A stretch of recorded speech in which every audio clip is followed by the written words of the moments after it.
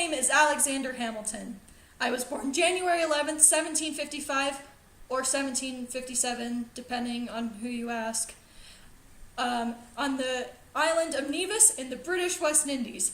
My mother was Rachel Fawcett Lavienne, and my father was James Hamilton. Because my mother was married to another man at the time of my brother and I's birth, we were labeled as bastard children. And when I was 10, our father abandoned our family and left us. And then 2 years later, my mother and I became very sick, and she ended up dying from it. After that, I began working as an accounting clerk, gaining the attention of different businessmen who ended up raising money to send me to America so I could get an education. I arrived in New York City in 1773, where I attended King's College to study and eventually practice law. However, I left before I could graduate to fight alongside the Patriots against the British.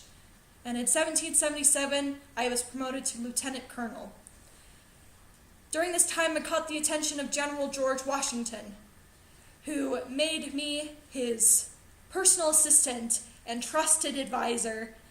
And for the 5 years that I worked for him, I wrote countless critical letters and numerous reports on the state of the Continental Army.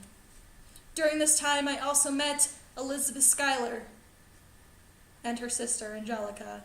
And I married Eliza on December 14th, 1780.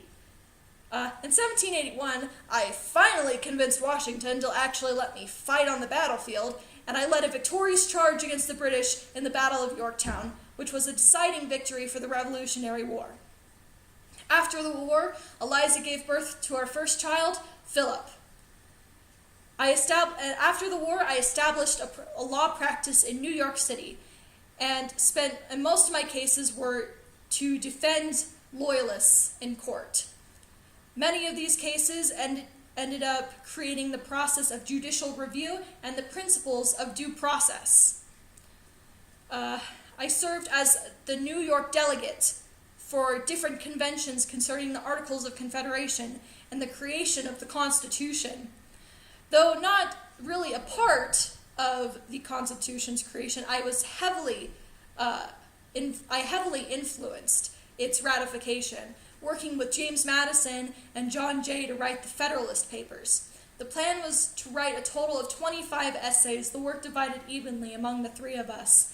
And in the end, we wrote 85 essays in the span of 6 months. John Jay only wrote 5, James Madison wrote 29, and I wrote the other 51. When General George Washington was appointed the first president of the United States, he appointed me as the first Secretary of the Treasury. Following the Revolutionary War, America had a great national and international debt, and he entrusted me with the task of finding a solution for it. I proposed a plan to assume state debts and establish a national bank, and to many, especially Thomas Jefferson in particular, this was seen as an overreach of the federal government's power, infringing on the rights of individual states.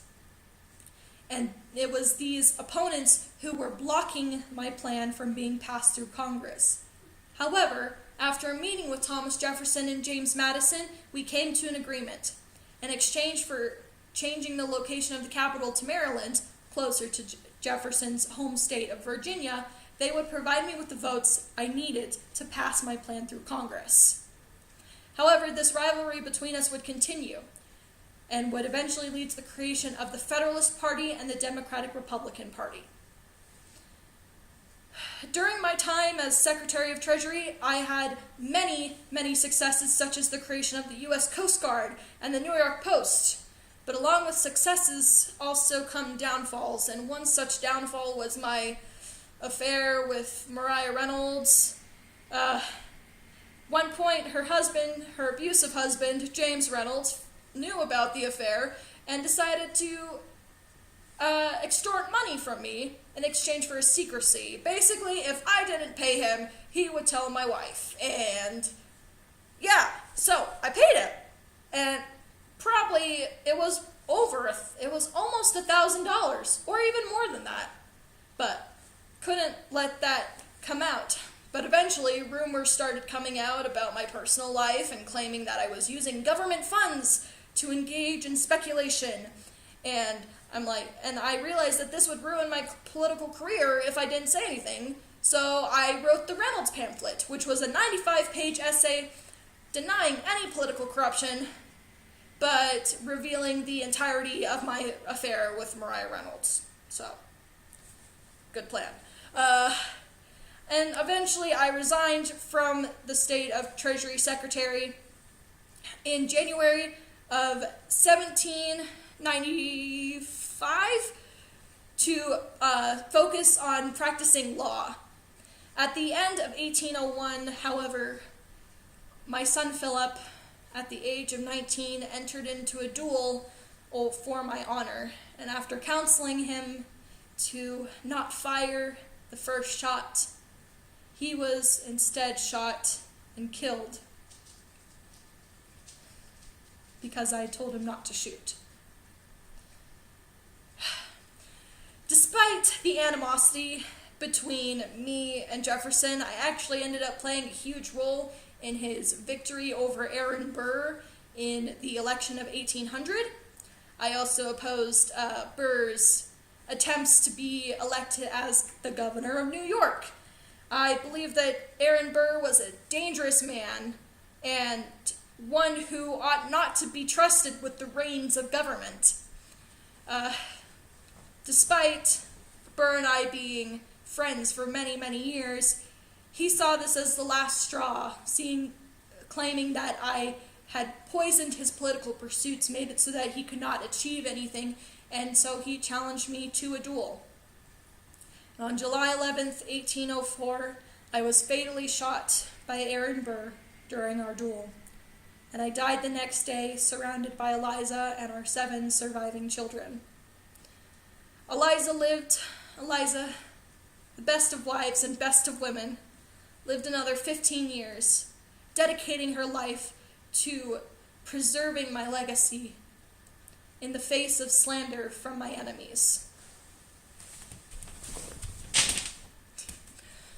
My Hamilton was a great man. He left a great legacy, growing from being defined as a bastard orphan to a hero and a scholar and one of our nation's founding fathers. He was determined, working hard nonstop to get further in life.